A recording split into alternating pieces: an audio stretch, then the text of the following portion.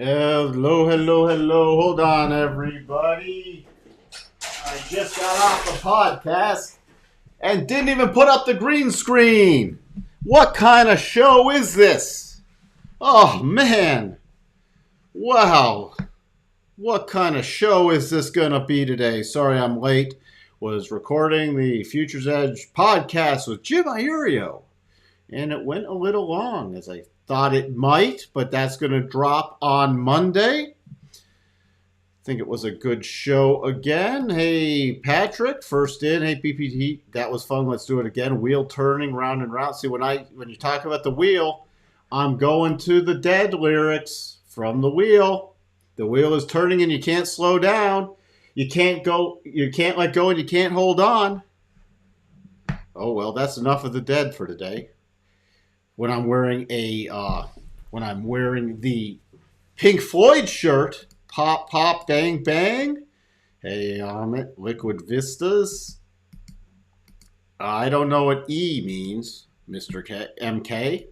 Soft landing equals a depression. Okay. Good evening, Anissa. Hey ho, waka waka. There's a storm coming, but maybe we get a week of upside. We could see we got a potential. We got a percent B buy pattern in the S&P today, which, due to the rush nature of this morning, I forgot to mention to people on the breakout. Waka, we're going to the moon. Okay. Closed 38.95, like 5. Here we go with the numbers. Okay. We got Mike. Your mafia name is Mike the Numbers. Hey, options 22. Please take a look at end phase. Double top close below 234 by a hair, so technically triggered. Hope this is not a setup for a squeeze like Etsy. That's why there's probability. I mean, I can't tell you if it's set up for that or not. You got to trade the probabilities, and there are no guarantees. Market full of shorts and 2 minute expecting down, so market will cover shorts and boom up, boom, we gamma up. It's hey without the H. Well, thank you for clarifying and thank you for being here, MK. 1 hour potential double top in a Russell. Hello, George. Finally a move. Yes, it was finally a move. Up till January monthly OpX, then crash, Mr. K. All right. We got the prediction. Well, cycles are at the bottom, so we could see 1 to 2 weeks up on the weekly.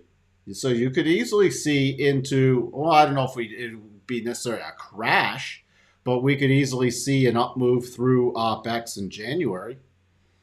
So, when's that? The 13th, the 20th. That would be the 20th. All right. After non-farm payroll, we got the ISM numbers coming out today. In contraction, a big pullback. That's why the market also got the rally, rip your face off rally today. Celebrating the Fed's going too far. They're going to have to pause. They're going to have to pivot. Look, we're slowing down, even though Fed speakers didn't say that. They said, more metered. One of them was still, don't know, between 25 and 50. It's going to be 25 for Feb first. And, they're still saying 5. Their target is 5%. 5%. Business activity, still pulling back, but still an expansion. New orders in deep contraction. This is pretty deep contraction. And prices continuing dropping, but not a ton. Still dropping versus forecast, dropping versus previous, but not as ton. With new orders dropping and the PMI in slight contraction, but everybody who celebrates numbers time to time, what happens if this pops back to 51 next time? Just wondering. Then that was it for today. We'll go over everything else on Sunday. You can see it was sort of hard to find a red stuff besides some healthcare diagnostics. today, but it was pretty green across the board. It looked like it turned into a chasing higher move.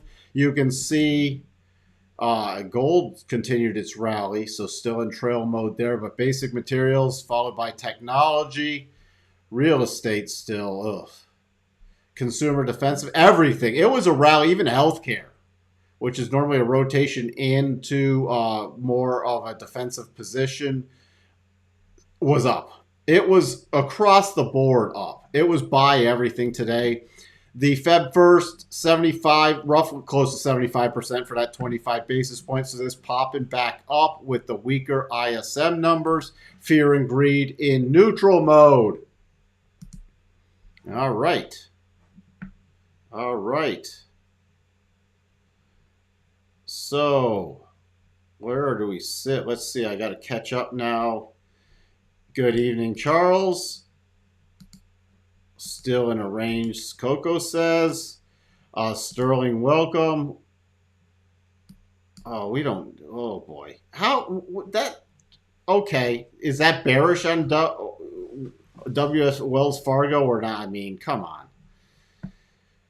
Yeah, McDonald's is planning some reorg job cuts. I saw that. Remind me Monday to ask Bob if he's still on. If you're in Discord also, and this isn't relating to your joke question, I know he said he was flattening out. Don't know if he did it yet. He did not mention on the podcast recording. But if you do have questions that you want Bob to address, if you're on the Discord server, there's a channel for questions for Bob. Put them in there. Yeah, I saw that. Americans paying a record $717 a month for new cars. Insanity. I just see market spiking and shorts will close. Think it's going to new all-time highs, but then dump. We need a significant spike up to breaking the year down to kill shorts. Well, I gave out my levels, so you'll have to watch the podcast, my longer-term levels, which some of you should know anyways because I do cover them. I'm not going to cover that. I went into silver on the podcast too, but short-term, I'm sideways to bearish. Medium term, I am bullish, and long term, I gave my key level on the Jim Ario podcast, which will be on this channel, and you can watch that on Monday. Because then it gets more viewership for the podcast.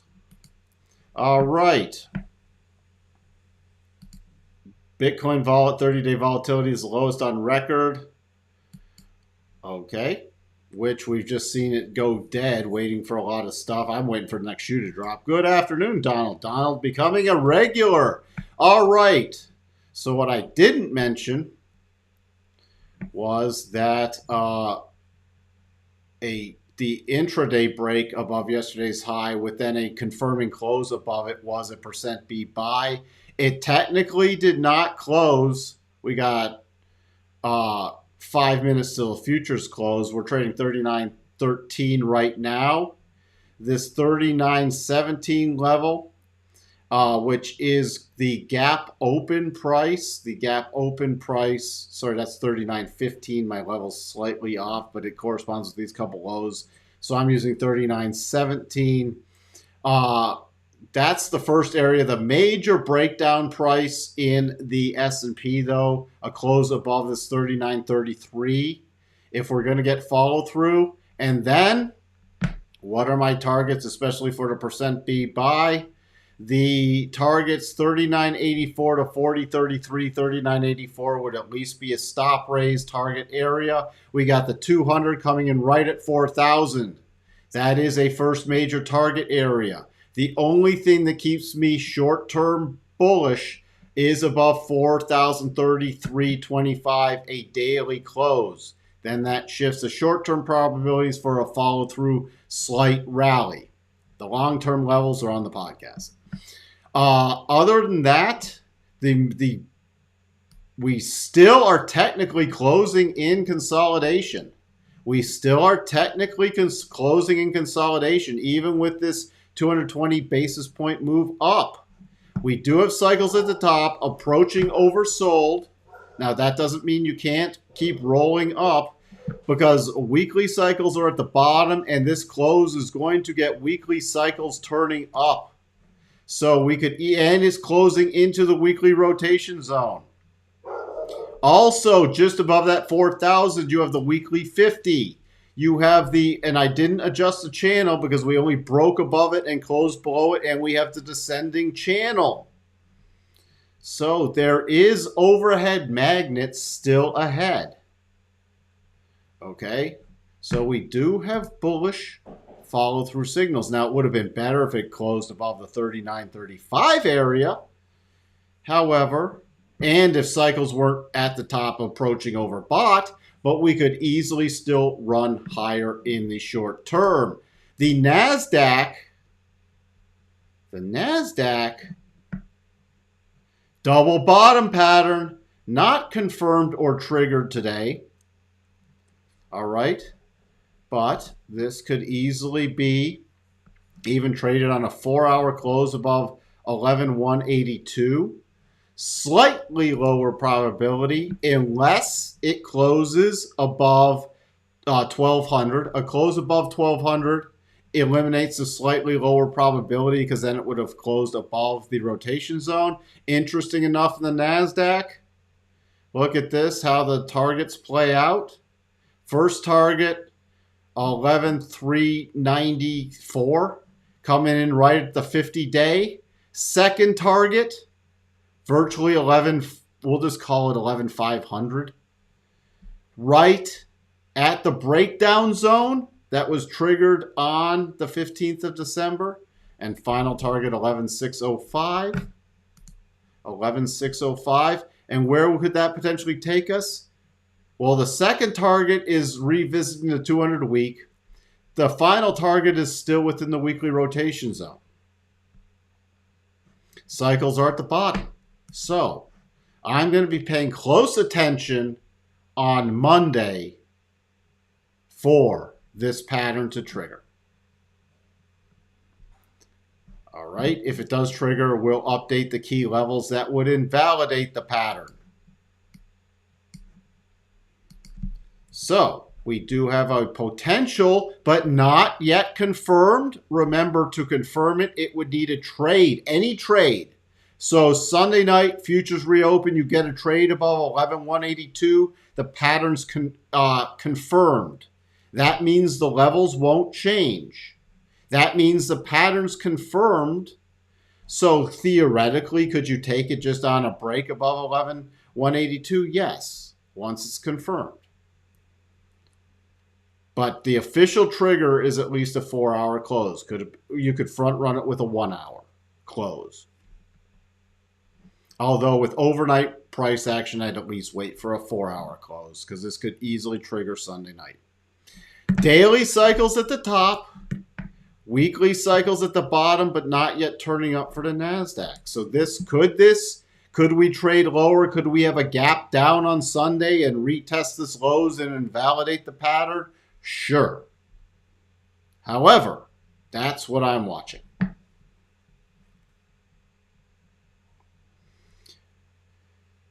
ZN, the 10-year notes shot up this morning and then just went flat. Is that a sign of anything for the markets?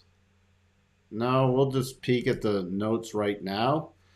ZN, a strong rally. Now, what am I watching for? Remember, we didn't quite eke out. We just got shy of a key topping area. This could still be a potential double top on the weekly, not on the daily. So we need a weekly close below this but this on a weekly is part of one top. And I'm watching with that strong break, especially intraday, when we zoomed above the 62.5. I'm now watching for the follow through to 114.29 area to 115.11. That's what I'm watching for follow through next week. Even if we pull back to 113.25, which was the next key breakdown zone, which we blew through today, nothing changes. So that's what I'm watching for short term. If we break, now this is the raise stops in this, because I actually wouldn't be surprised to see it reconnect with the 200. But this is a more significant breakdown zone. By the way, give you a little other preview if it makes it into the podcast. The yield curve, again, today's price action went down on the 10-2s, dipped into the double bottom territory. This is something key on a weekly basis. And you can get the explanation of why on the podcast, but you get a close above, we'll just call it minus 47 basis points. Significant pattern with a steepening pattern on a weekly basis triggered. You can hear what that means on the podcast. So keep an eye on that. Set an alert. Set an alert. What else do we have? We'll just wait till Sunday to go over the Dow, which broke out. I'm still using. I actually moved these down slightly because there's a horizontal channel breakout, but full target is still 34,355. Russell, yes, there is a potential little double top here. Okay. But that wouldn't, that's not a major topping pattern. Would just be a pullback, I guess, also against key resistance. So that is just a minor little pattern, nothing major. So don't confuse minor patterns with major patterns, because that would not invalidate this bullish breakout, because the Russell did close above the breakdown level and above the 50, target into a clear path move. The target is 1837. The DAX also rallied up here. Still watching for potential topping in the DAX. We already went through their dollar index. Major reversal once the ISM numbers coming out. So on this breakout pattern, this triggered a stop level for me, especially with the close back below today's low. But if you're using harmonics, once you got below that 103.92 on a shorter closing basis, it was done. Now, so this, if the dollar breaks down, especially retesting its lows and then breaks next week, I'm watching for continued upside with the stocks and the financial futures, and my target is 101.95. VIX pulling back, but not enough yet to invalidate the potential double bottom. Crude, nothing's changed with the longer-term potential double bottom. No price action today, which warrants anything. I'll leave gold and silver and copper to the podcast, although I did want to point out copper. We've been talking about that daily 200. Test here, test here, test here, test here. Waiting for that to break. I was either watching for the breakdown below that 50 or to break out above the 200 within the longer-term bullish pattern. That was triggered back on the Friday the 11th. And we have now the short-term breakout. So still first target 405. Euro on the cash, stopping the double after hitting the first target. So first target only, and then pattern invalidated with the rush back into the euro, with the tanking of the dollar, with the release of the ISM. So nothing new there. That's why you always manage positions and don't take anything for granted. Did I get this rich, more upside ahead? Well, yes, we definitely have that. If ES breaks the channel, will the market go to all-time highs? No, not based off that pattern. Theoretically, could it? Yeah, but it's got to get through a lot of price action. A ton of price action, and the key tipping point isn't anywhere close yet. So don't mistake a short-term pattern for a long-term trade. We are still in tactical trading mode, which means you get rallies. For example, we could easily get this pattern could trigger on the NASDAQ. You got probabilities. Even if it closed above the 62.5, 11,743 would target a return potentially to the 200. Is a return to the 200, 12,250 area anywhere close to new highs? Not in your life. So, can you have bullish trades? But that a bullish trade is not getting married to a position where it means I'm loading up on the Qs or the NASDAQ or the spiders or something and going to sleep. And just, here's my portfolio market, go for new highs. No, this would be a short-term trade. We don't have a long-term shift in anything, especially the NASDAQ or the S&P.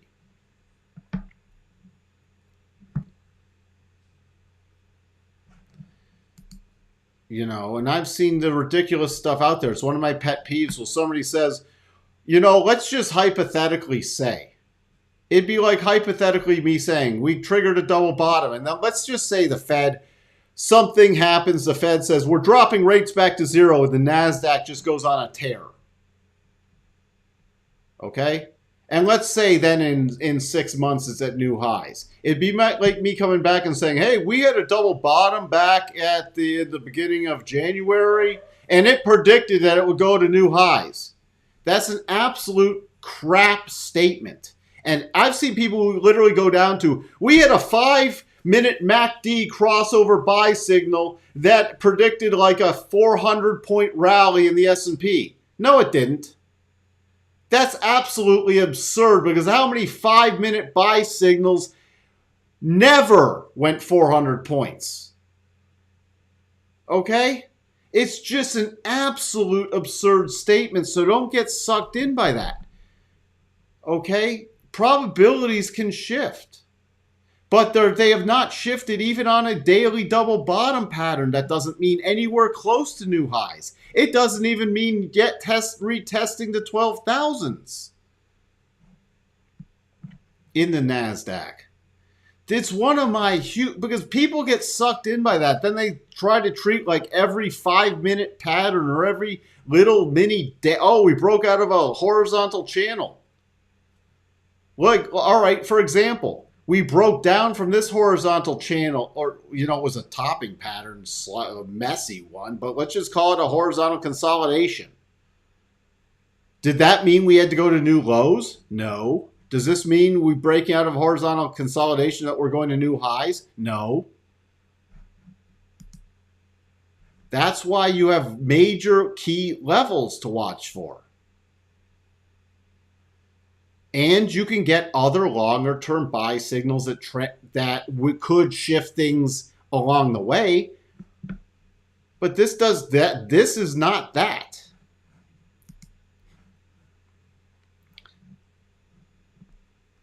So,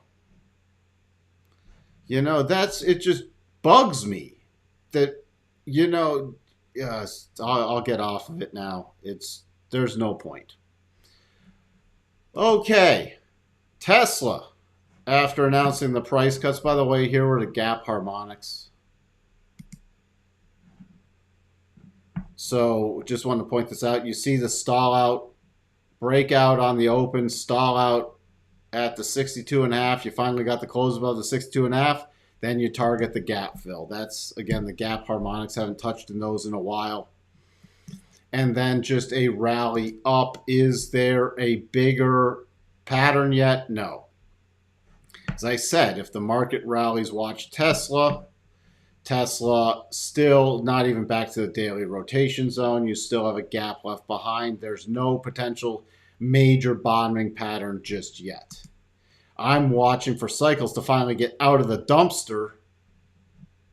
Get out of the dumpster. And possibly rally up for some new short positions. But there's no fantastic bottoming signal in that. And I wasn't picking on your dream come true. I'm just trying to let you know, because there's a lot of crap out there that is just pure nonsense. Okay, you get bigger signals are bigger patterns. And I'm tired of getting people getting sucked into thinking that, they're going to rely on this little crap to tip the probabilities in the long term. Yes, in the long term, the probabilities can tip. Have they tipped yet? No. So far, we have a higher on S&P. A higher, don't know what that means. By the way, no, I'm not going to, been talking for over 2 hours now. Netflix, watching for a return now 325 to 332 based off this close with a follow through. Didn't finish that. I'm just cautious with cycles at the top, but we should get some follow through with the rotation zone holding. So when I didn't, pull back rotation zone, now with the last little price action, rotation back up, breakout. If this rally has legs, especially if the NASDAQ does trigger,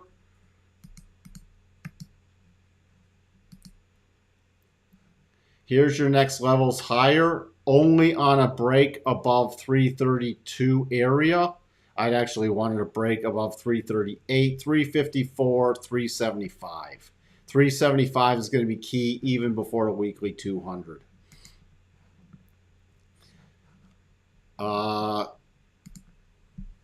ZOM.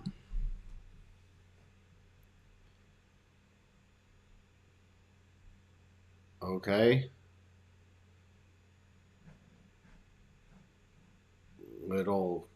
What is this thing?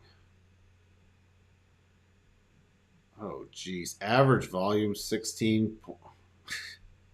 Where do you find these things? Dark screen sleep? Where? Average volume 16 million shares. Negative EPS, no P to E ratio. What news came out? Acquires assets of animal health. Okay. What you're going to want to watch for, it pretty much got rejected by the 200. So if you can't get a close, I'd even make it slightly higher. A close back above about 25 cents is what you need to keep watching for a bullish thing. Otherwise, I'd be watching for the gap fill, because this was not a bullish close.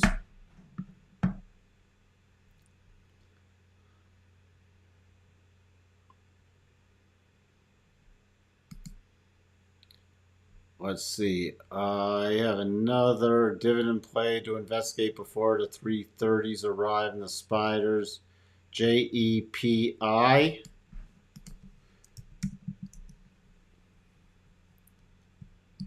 The equity premium ETF. You're given throwing off an 11.74%. I'd have to look at the makeup of this. I don't know what's in this. I'd want to know the specific makeup of this. By the way, if you do want to know that kind of stuff,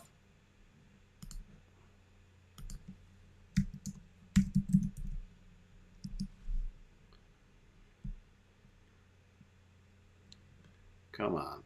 Don't fail me now, Internet.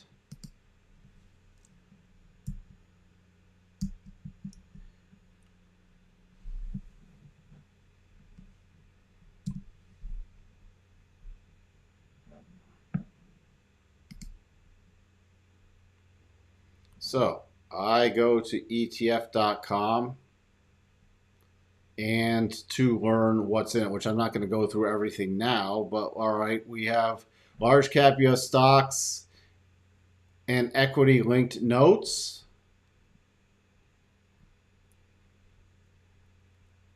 Just looking, all right, not a bad expense ratio. I just like to look at this, and then I can look up the holdings. But here's roughly your holding breakdown. You can see the sectors it's in, and then you can see the top 10 holdings, which is what I'm most interested in. Although these are pretty equally weighted. It looks like a very equally weighted portfolio. So you're not going to have one thing, which I do like, because now you're not going to have one thing. I don't know if, here you go. So here's the all holdings. If this is boring anybody, I'm sorry, but this is the way I like to investigate something, just to know, because I've seen what could be good ETFs that were just, the makeup was horrible because it was not a balance. But if I look at here, you get to see, these are blue chip companies. We have weightings, AbbVie 1.95 biggest weighting, but even you get down to the meat of it, you're like around 1.5, 1.6 for a lot of it. Even as you drop way down, you're still at 1%. Chevron is in there, O'Reilly Automotive, McDonald's, Yum, AutoZone. Pretty mixed bag with the holdings, so I don't see any red flags there. Why do I like to do that? Because I did not know the makeup of this. So now that we know there are no red flags, you got to do your due diligence. Looks like it's stalled out. Let's see where this stalled out. At the second target on the double. Not yet pullback. So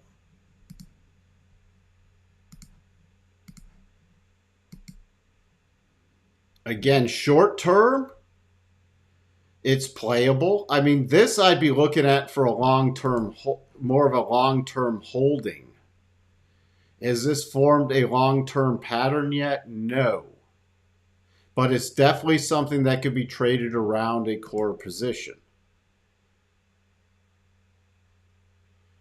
Okay.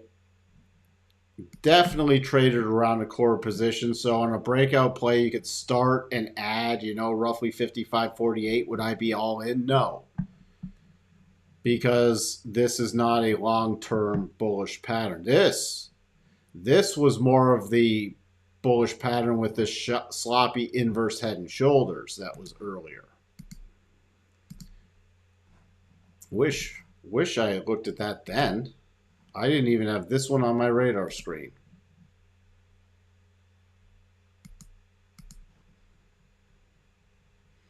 So that was more of the substantial play, and now the breakout play, resistance at that 200. So this is something I consider trading around a core position. I just wouldn't buy and hold this and tuck it away forever yet. But, that's definitely one to keep an eye on. Definitely one to keep an eye on. So thanks for pointing that out. And yeah, with weekly cycles at a run, we could easily see us return to that 56 level.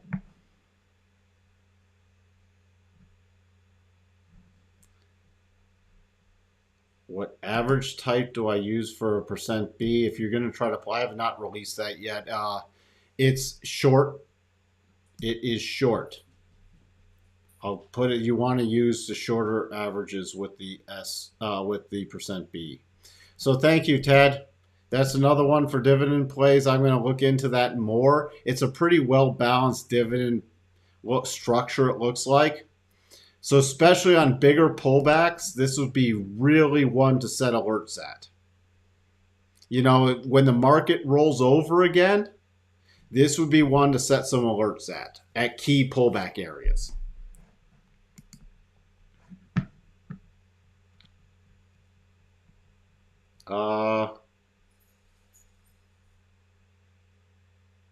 Intel, again, I got to wrap this up. I am absolutely exhausted. It's been a long day.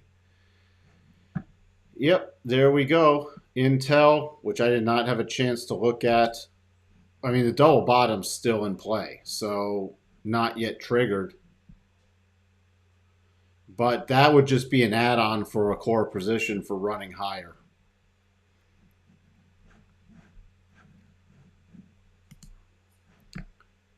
Really nice. Let's just flip this around to see where we sit with the still below this 62.5. So that's what you want to see. If you're trying to trade this more aggressively, that's what you want to see as your next key level for follow through for potentially getting back to that 30-60 area.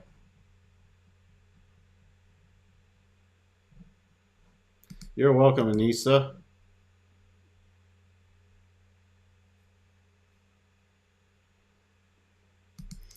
Okay, I'll consider doing a video on that.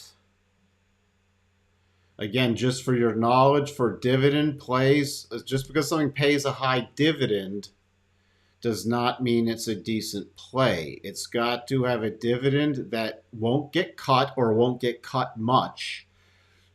Oh, and it should have a track record. I'll answer some of the question now. It should have a track record of steady or increasing dividends, stable company. I don't like chasing REITs, especially in this environment. So you'll see a lot of REITs paying out very high dividends. I am not bullish on real estate, so would not be going heavy into REITs paying dividends. I like companies, especially dividend plays that have also become value plays, that are still paying a good dividend. Why? Now, these are stocks. I'm not going after dividend stocks looking for major capital appreciation. Capital appreciation is a bonus along with the dividend. Because you're, especially on a decent paying dividend, you're already collecting, a decent rate of return, especially things 5, 6, 7%. And then your capital appreciation is on top of that. So I don't mind if it's a slow mover. Again, for fast movers, they don't pay dividends a lot of times, fast movers. But I'm looking for something where it won't get a rug pull, that's a stable company, that's trading at, I don't like just saying, okay, like an overvalued dividend. I'll have to think of something. I can't think of something right now, but I don't like, let's say a stock that was trading at like EPS, a P to E ratio of 35 that's paying a 6 or a dividend, and that this thing could get absolutely destroyed. Let's say I find a stock that's 30 or 35 PE. That's way, I'm not talking a growth stock because you generally don't get a lot of high dividends with strong growth stocks. I'm talking like that's at a value stock that's way overvalued. Okay? I'm not going to just be chasing it higher. Like, I'll give you an example. It might not be the best example, but here's something I don't want. See how, all right, we got Coke. 2.83 dividend yield. It's okay. Look at this. 27 P to E. Do I want to be aggressively buying Coke here for a 2.83% dividend? No. We get into a rollover recession with some earnings compression. This dividend yield, Coke could easily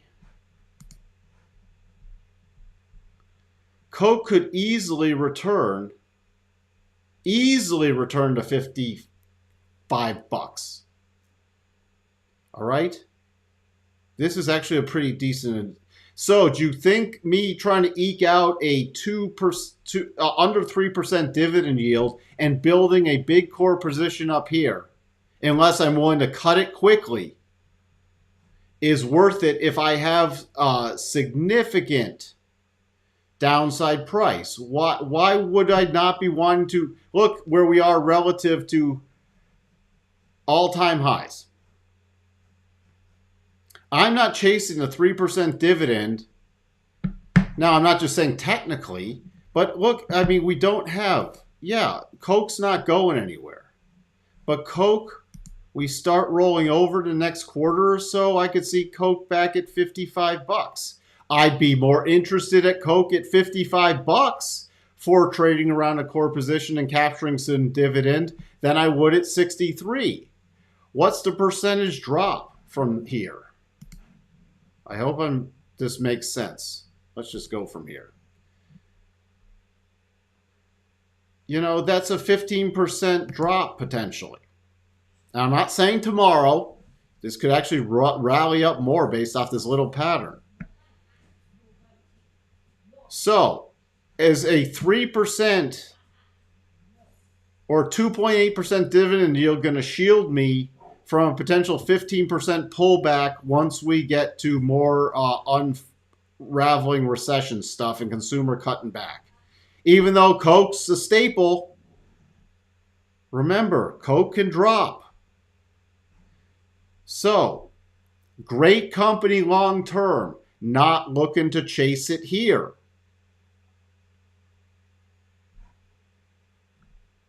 There's your little bit on that. Coke drops down here. Hey, we're back to some pretty key support area. Even if it dropped below that, you know, into a key harmonic area, that's fantastic. Let me start building a core position down there.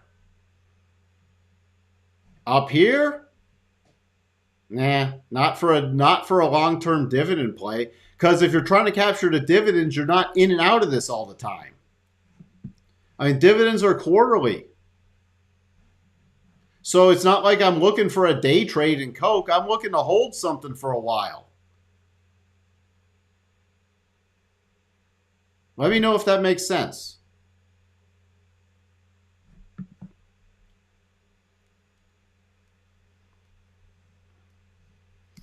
I already just covered Netflix again. I finished it up. End phase. Let me do, what else?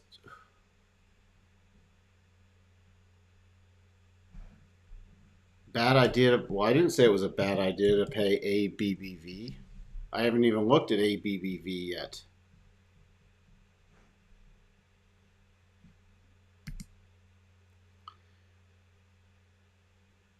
You'd have to be holding it before, you'd have to get it settled before the dividend date. So you're cutting it close on 3-day settlement, but bad idea to play. 3.62. I would.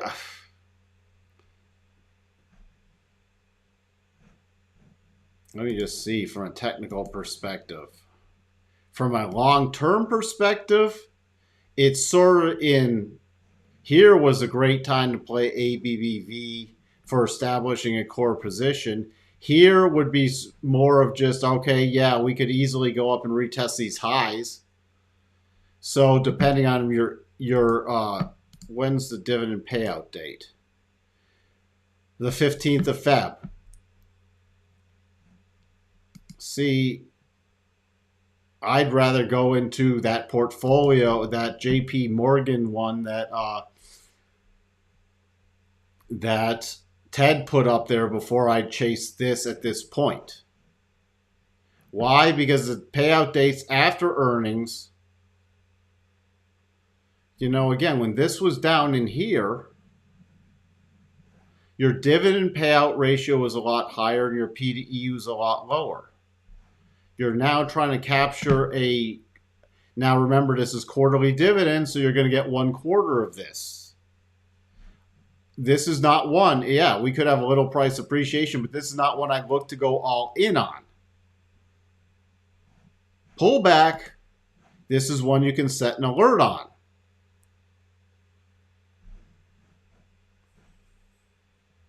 Okay? Why do I? Because you're not going to want to rotate in and out of dividend stocks constantly. Because again, you have to hold it. You have to be an owner before X dividend. Then you're going to get the payout. But if you sell the shares, yeah, it's just not worth it. It's something I want to do longer term. So I like for stuff to pull back and be at least in a value territory. It was in value territory down here. It's not in value territory up here. That doesn't mean it can't run up. It can't. It means it's not something I want to sit and accumulate and build a core position around. Let me get to end phase. Here's, where did this close? 234. 233.65. Technically very good. Options 22 closed. Your targets 188.58, 165.67, 142.94. Those are your long-term targets. Let me get the stop level that invalidates this pattern. On a closing basis, it's at 320 cents. I want people to, when we talk about a long-term pattern, I want people to understand why I put out the stop level on a closing basis is all the way up here. Because the pattern's not invalidated until it gets above there. So, and this is a weekly pattern. This could take weeks to unfold. So keep in mind that was structuring a trade. All right?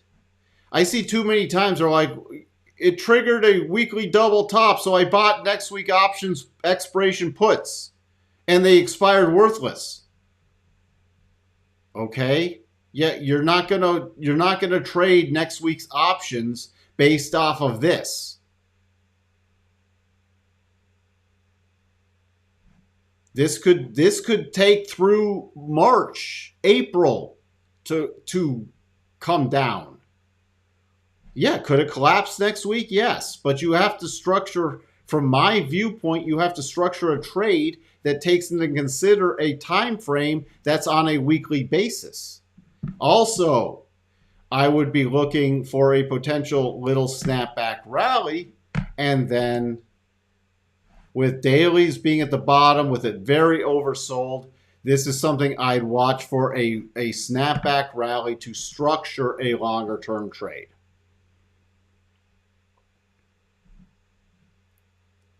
At least a snapback rally to the 200.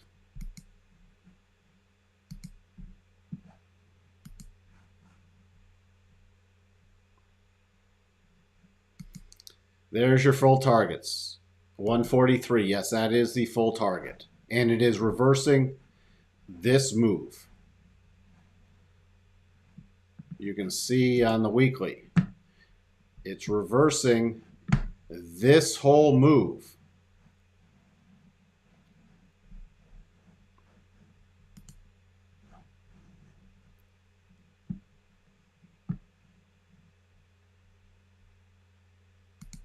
Thanks for that, Ted. I'm going to look more into that. Oh, you don't need to be sorry. I was just letting you know on it.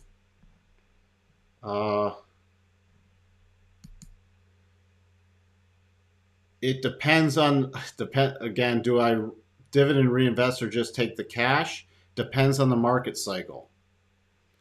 If things are, let's say we're at a major market bottom area, like let's say we finally get the big rollover play, the market's tanked down, we get stuff into longer term great PE ratios, guess what I do? It's dividend reinvest. Why? Because I want to keep a long-term position and keep just dumping money into it. Market tops, or where it's very toppy, where we've been very overextended, end of a potential long-term bull market, I want to start getting the cash.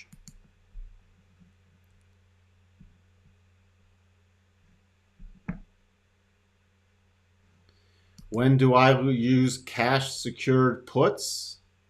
Like for selling cash, I assume that's what you mean. Cash secured puts, it's for something I want, I do not mind owning. Actually, that, hey, this could go lower. I don't mind owning it. So also I like it when it's something's dropped.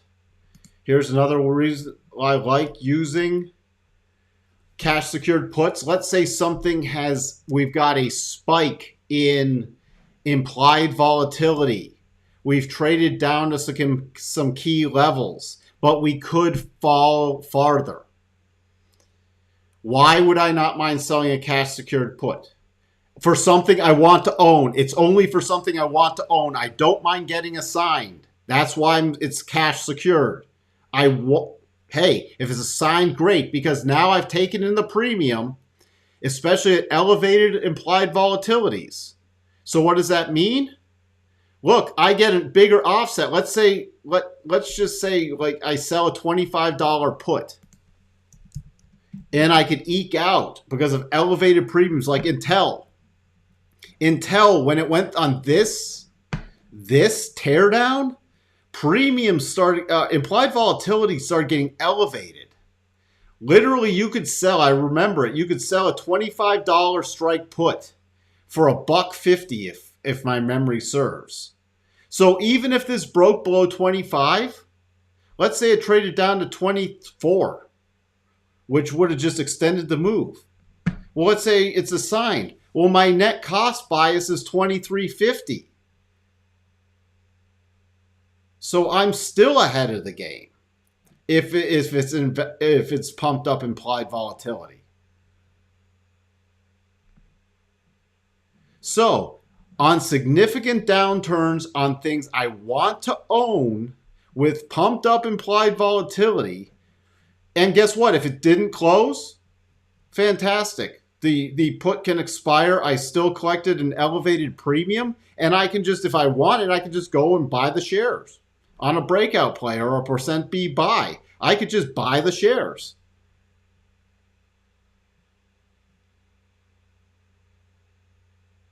Look, because also what I love, let's say I'm selling here. I still remember this. Selling here, 25 strike puts. Let's say selling here, selling here, selling here. Oh, rally. All right. Rally, rally, rally. Okay. Well, the premium, the implied volatility started dropping drastically. So the put, I can always just buy back in the put and buy the shares. So all right, I've collected a bunch of the premium when implied volatility drops. All right, let me just buy back in the put. Probably won't be assigned. Hey, I got a buy signal. Let me just buy the shares. Let me just buy the shares now. I got a buy signal. Buy back in the put, buy the shares. I collected some of that premium. And now it's in something I just ended up buying it anyways. Oh, but it continued to drop. Well, great. It could stall out there. I could still collect the premium without necessarily not being assigned. Or I could get assigned and collect the premium. And that just gave me possibly a deeper discount than I could have ever picked it up for. You know, there are times even when because it's hard to time the exact bottom, where you could sell some elevated implied volatility cash secured put on an extended down move. The price could even drop a bit more. You can get assigned and still your net cost bias is better than it ever traded. I've seen it never trade that low in the short term. And you collected it. You got assigned the shares, but you have a better cost bias. But don't do it for something you don't want to own. Why? I talked about this back. From a dividend play, you want to own Intel from my perspective. Look, it just to tie into what we talked about before. Why? Look at even the PE ratio now. Even if they get earnings compression, is Intel going to zero? No. Great dividend yield. even if it pulls back, it's a gift. Versus the one I showed earlier, Coke trading. What was Coke trading for the PE? 27? Not chasing this higher. I'd rather be building in Intel than Coke. Coke drops to 55, could be in a build position. Coke, let's say something disastrous came out on Coke. And this would be another example. Let's say something disastrous came out of Coke and Coke plummeted in a few days down to 55. Hey, implied volatility going up. That might be an area. Hey, this could be an area. Maybe I want to do a cash secured put. I don't mind owning Coke down here. I don't want to own it aggressively up here.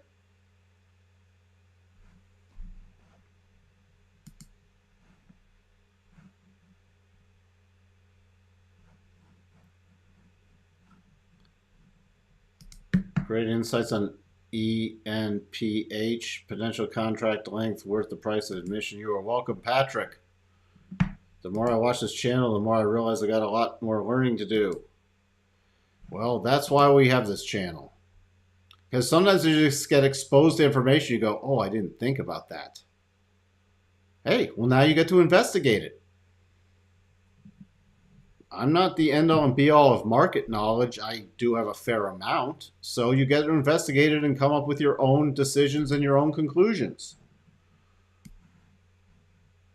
And at least structure your trading methodology around informed stuff. You don't have to agree with me. I mean, some people could say, I think I should back up the truck and buy Coke right now. I'll take that 283 dividend, and even if it drops, I'm going to just hold it because Coke's not going away. I agree. Coke's not going away. I would just rather, because there's more stocks that get to good positions than I can ever own in my portfolio. So I get to be picky. And also, this is something I didn't get to talk about on the podcast, but think about this. You can put money into short-term.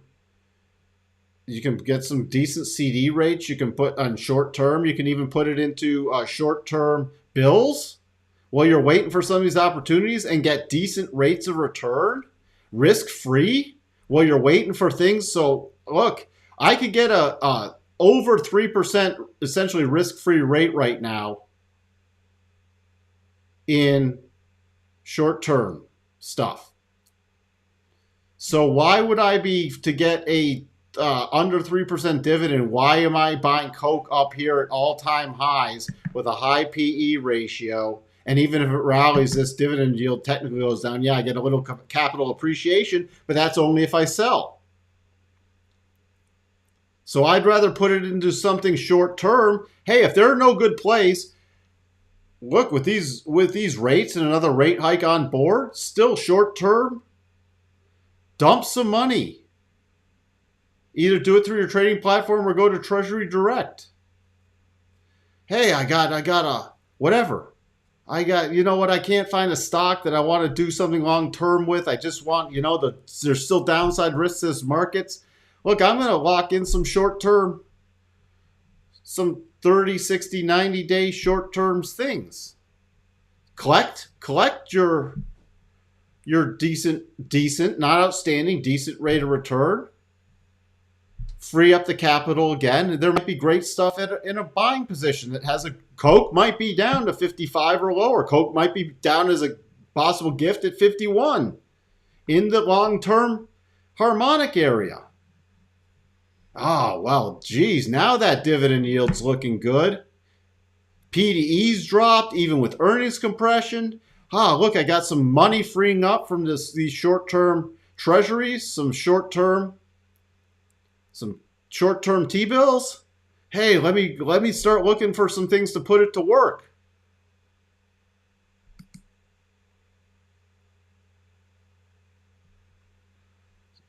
Makes sense?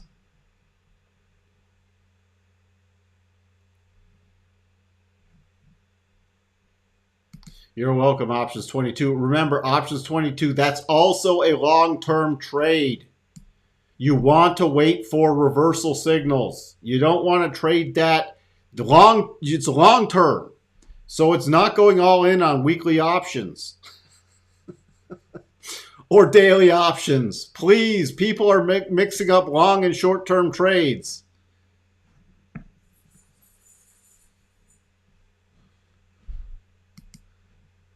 Have something good in store for us on Futures Edge? Well, you're going to get to, I think every episode with me on it's good for Futures Edge. No, every episode's good.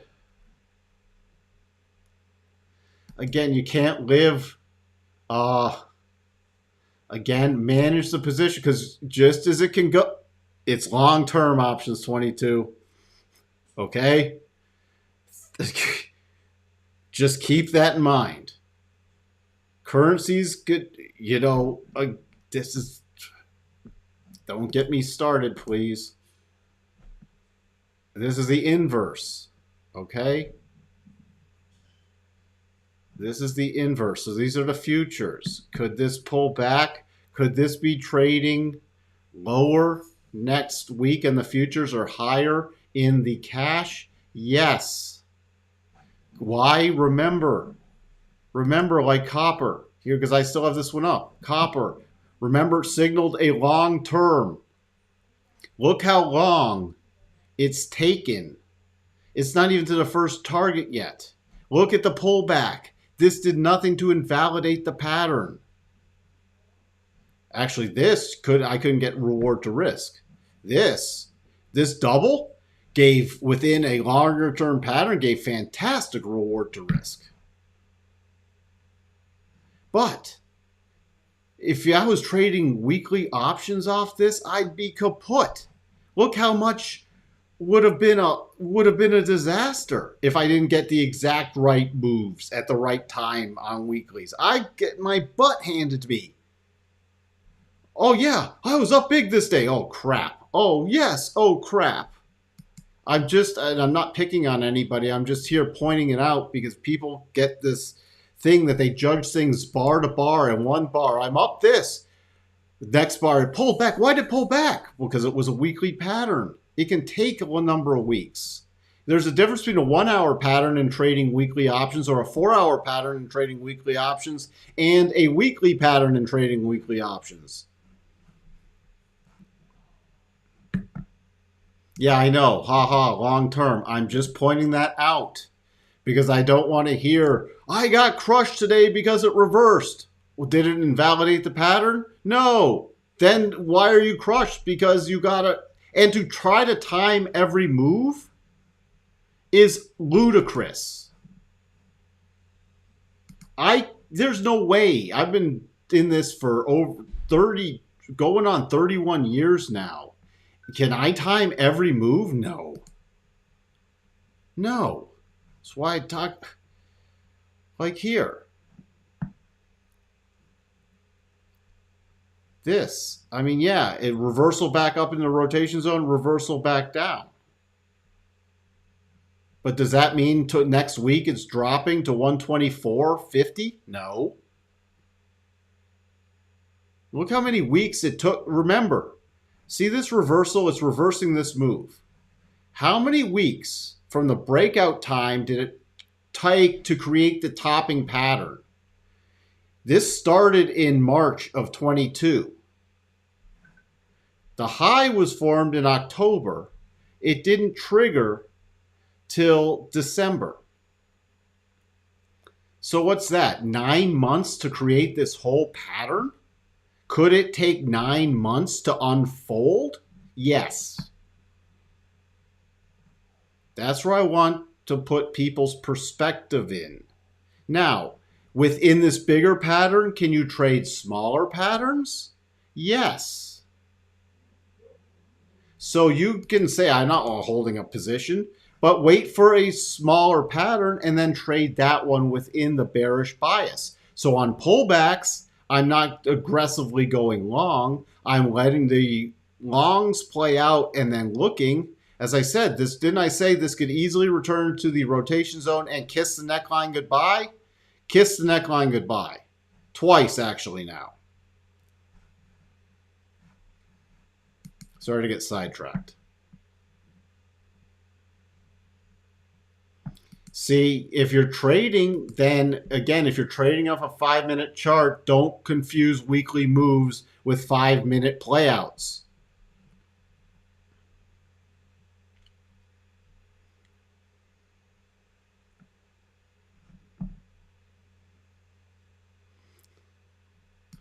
You get any free drinks with your barback job? Connor. But everybody's at a different position, Connor. But there's people I see that throw around a ton of money, and I'm not talking about anybody in here. This has nothing to do with anybody in here. I'm going to reiterate that. But I've seen people throw around massive amounts of money that had more money than brains and had way more money than trading knowledge. And they've made a ton and lost a ton. And you know what? It doesn't matter. It doesn't matter what somebody can come in, and I'm again not referring to anybody in here, but somebody could randomly pop in and say, they could be a trust fund baby that had inherited a $10 million trading account, and they could come in here and say, I made $100,000 today. Then not show up again because they lost $500,000 the next. It doesn't matter. The whole point is not the what you make or lose, and I don't care what people make, or I more care about people losing because you got to manage losses, and it's all based off a percentage. If you have trading a $10 million account and you come in here and say I made $1,000, that's like me finding a dollar bill, okay? But you know what? You manage risk, and you take a $10,000 account and you manage risk, and you make 20% a year managing your risk. And so you take a $10,000 account into $12,000. That's a good job. You made 20% on a $10,000 account managing risk over a year period. Fantastic. Versus somebody who says, I made $2,000 off a $10 million account. And? Or if somebody says, I made $2 million off a $10 million account on my one day trade, I'd be saying, why did you put 20%, or why did you put all that risk on one trade? Unless something just blew up in in a good way, you shouldn't have that much risk on any one trade. From my perspective. Because not managing risk correctly and taking insane risks to make returns can blow up accounts, whether it be a $1,000 account or a $10 million account. You know how many people own this stupid stock and so I'm never selling. I'm all in. I've seen people now, I'm mortgaging my house. I'm literally in from way higher prices. I'm getting margin calls. I'm not going to sell. I'm mortgaging my house to meet the market. And I already paid off my house with Tesla stuff, but now I'm mortgaging it again because I'm all in on this one stock. That's absurd. That's not even trading properly. That's just pure gambling and putting your blind faith in one company, which is inane. And I don't care what it did in the past is what it does in the future. And if a lot of people didn't manage risk on the way up, that's how they made obscene money, but now they're giving obscene money back. So that's why I don't want to hear, and I'm not referring to anybody in here, but I don't want to hear, I made $1 million off of Tesla. Well, but now I'm mortgaging my house because I'm getting margin calls, but I'll make it back. Okay, and if you lose your house that you had paid off, because what if Tesla goes to it? It's not going there. Well, remember how many people says it wasn't going down to $100? What did it trade pre-market? That's why I'm off on the rant with a reward and risk and return. Because people have to stop. I'd rather somebody slow and steady learn how to build and learn correct techniques. Instead, I don't need to hear that somebody turned a $10,000 account into $100,000 in 3 weeks. Then you were gambling. because that's all I can say about it. And gambling is not long-term market success. It's gambling. Remember, the way to stick around long-term in the markets is to be in the markets long-term, which requires proper reward and risk management. Nothing else. You know, you can learn good techniques, you can learn good entry signals, you can learn good levels, but if you don't know reward to risk, at some point you can risk blowing yourself up. And I've seen more people blow their accounts out that have done silly things than maintain their accounts. All right, that's good. There are no free lunches in this game.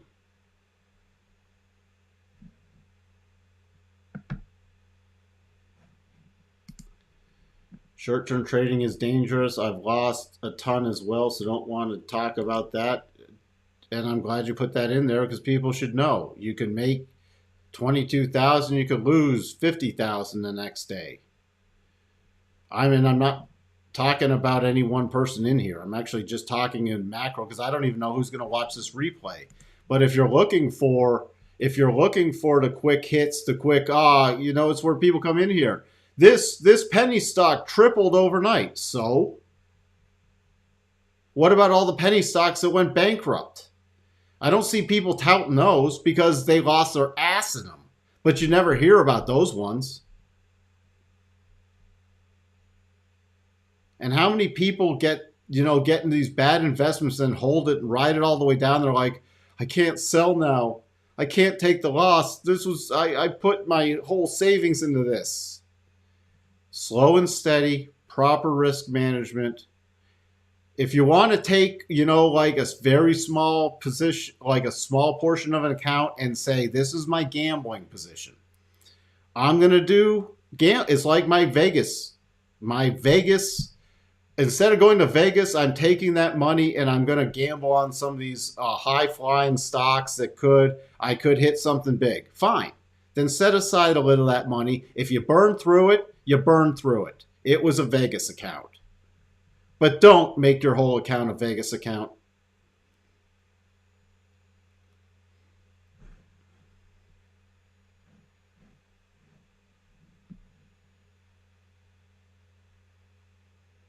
One lot at a time. All right. Mike, the chat room replay rarely shows up in the replay. Can you look into that? I'll take a look. All right, I'm wrapping it up for now. I said I was tired. I'm even more tired. I've got to walk the doggies now. I will be back on Sunday afternoon. Hope I didn't bore anybody. If you found any of this content useful, please leave a comment in the comment section. Please take that 30 seconds and come back and do that for me. With that, I'll talk to everyone later. Bye for now.